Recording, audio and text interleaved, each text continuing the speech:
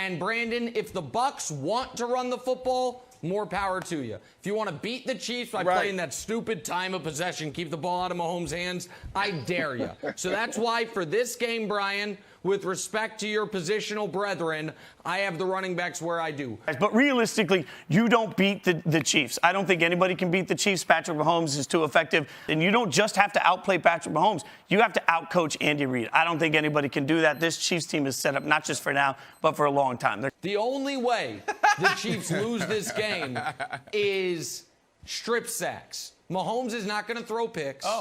Mahomes is not going to turn the ball over that way, and the Chiefs aren't a high fumble team.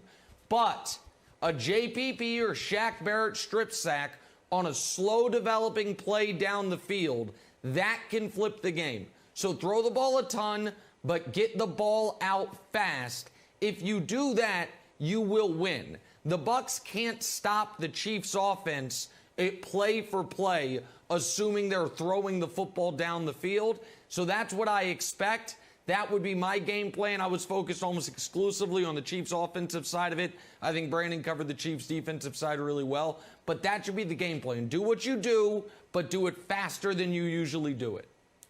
The NFL has a fancy ceremony. And at that ceremony, they're going to announce who the league MVP is. And you know whose name they're not going to say? Patrick Mahomes.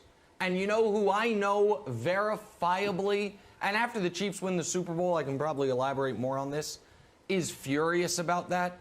Patrick Mahomes. So if you needed a little extra chip on your shoulder, a little extra, oh, they doubted me motivation, he's going to get it about 18 hours before kickoff. 64% of those responding to my poll have Kansas City winning the Super Bowl, as I do. I'll keep that up through the radio show, so through noon Eastern time today. Some of those that you see regularly here on Get Up have made their picks. And where did we get that picture of me, by the way? Booger McFarland has got the Bucs. Louis Riddick has got the Chiefs. Jeff Saturday has got the Bucs. Ryan Clark has got the Chiefs. That's like my bar mitzvah photo.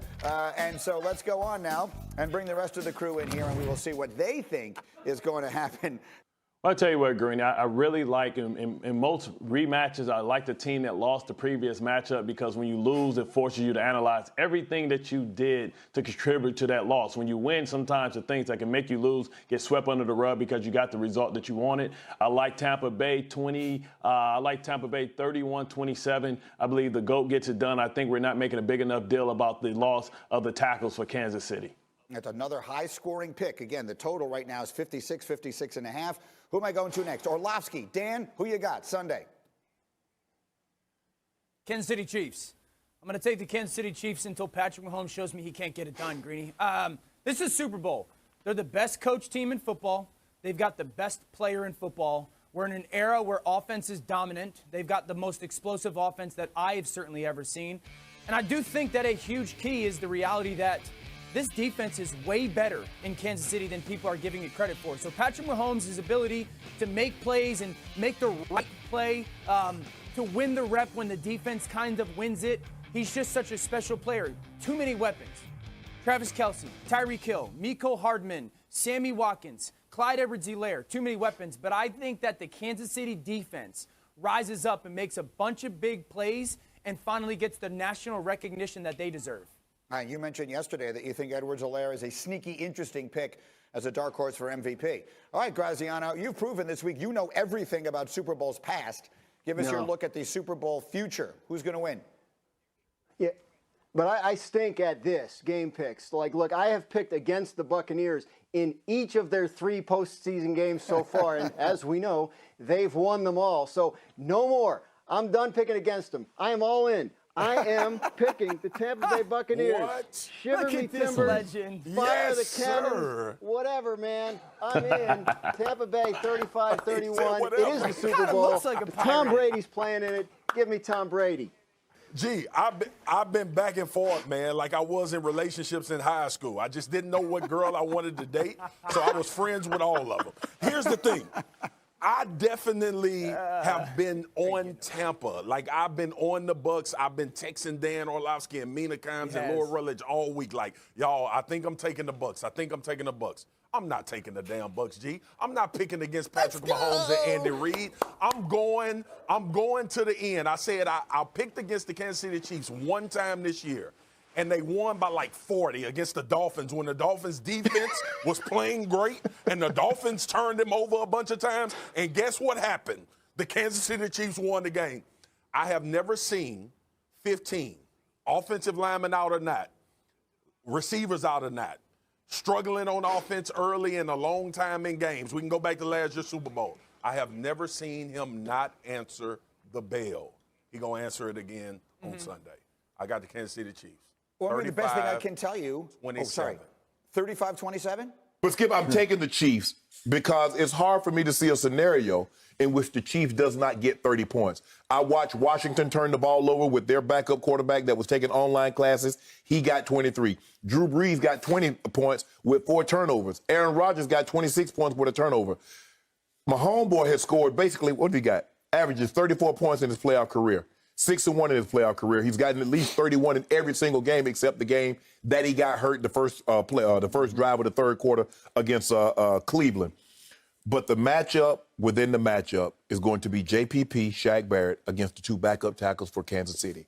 Can they protect Mahomes? If they can protect Mahomes, I believe they'll get to the magic number, which is 38. If they cannot protect Mahomes, I still believe they can get to the high 20s, maybe low 30s, but that gives Tampa an opportunity to get to an even higher 30s. So I'm going to take the Chiefs. I got them winning 38-34, and Mahomes is going to be spectacular. He's going to need to be spectacular because, as we mentioned yesterday, Skip, I believe from top to bottom, player for player, roster to roster, I believe Tampa is the more talented of the teams. But I believe Mahomes is the difference maker. I think Fox Bet and I think all these gambling sites believes Mahomes is the difference maker. So I'm going Kansas City 38. I'm going Tampa 34. And the Chiefs become the first team in 16 years since the great New England teams to go back-to-back. Okay, it is my turn. And I will begin my prediction with the truest truism I have ever spoken in all my years watching, covering, observing, deciphering your game, professional football. There is one man in sports I do not bet against, especially when the stakes are highest and the pressure is greatest. That man is Thomas Edward Patrick Brady Jr. He is the no doubt GOAT. Yet, he is the doubted GOAT by so many because I picked him and his Tampa Bay Buccaneers to win at New Orleans, to get revenge, to get even with their nemesis, the Saints. And you all but laughed at me on this show sitting in that very seat. Then I picked Tampa Bay to go up to the frozen tundra of Lambeau Field and to outduel Aaron Rodgers and the Green Bay Packers in the NFC Championship game, and you all but ridiculed me sitting in that same seat. So I'm not going to back off. I'm going to pick Thomas Edward Patrick Brady Jr. to do it once more, to do what he has always done in Super Bowl games. I believe because he has won 6 rings with 6 game-winning drives in the fourth quarter overtime of Super Bowls, that he will do it again. We are going to see another late game-winning drive from Tom Brady and the Buccaneers, in which he is installed and instilled in the Patriot way in Tampa Bay. And they have caught fire right on schedule.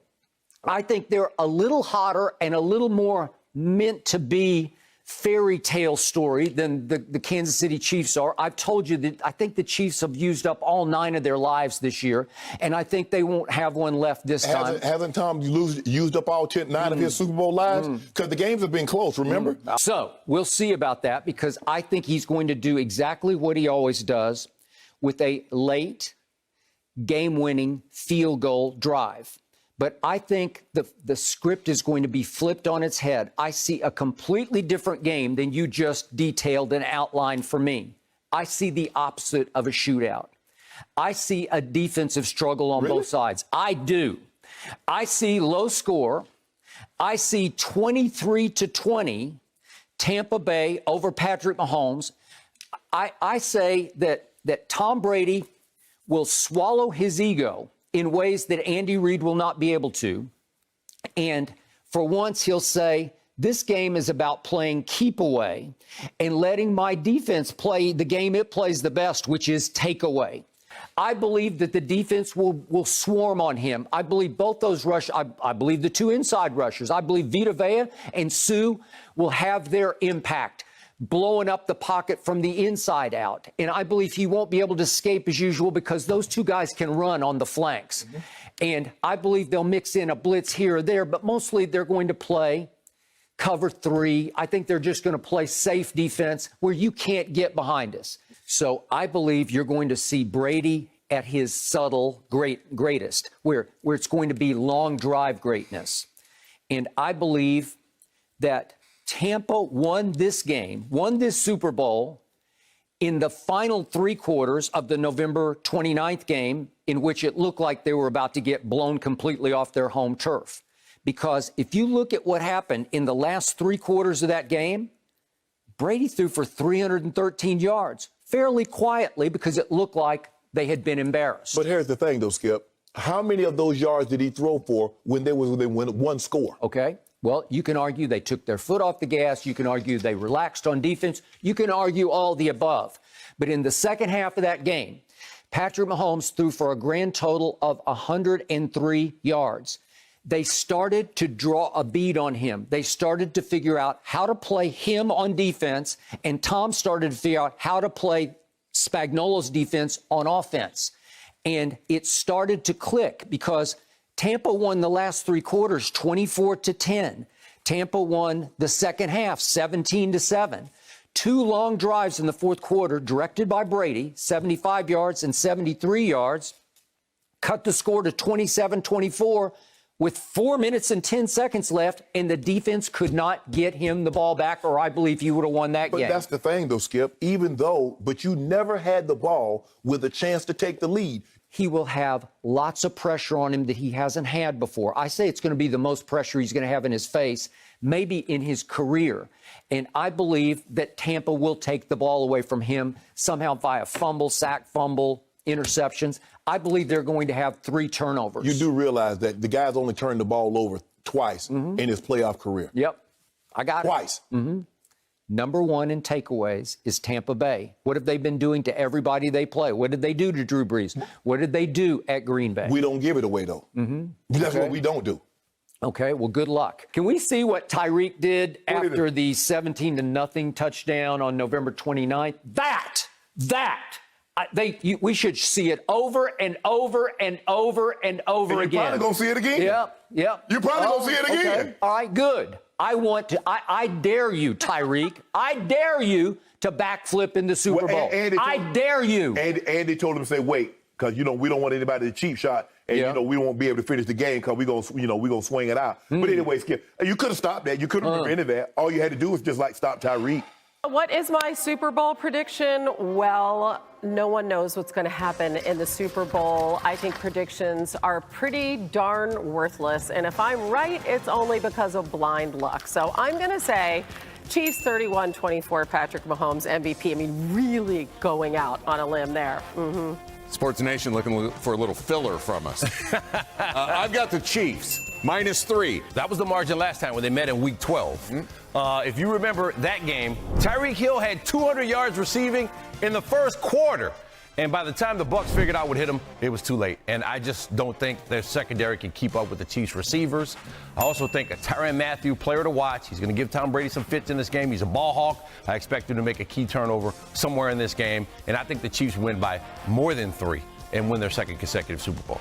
I'm picking the Chiefs over the Bucs 42-30, and here's why. Yes, Tom Brady is the greatest quarterback of all time, but the greatest quarterback right now is Patrick Mahomes. And last time I checked, this game was going to be played in 2021, not 2014.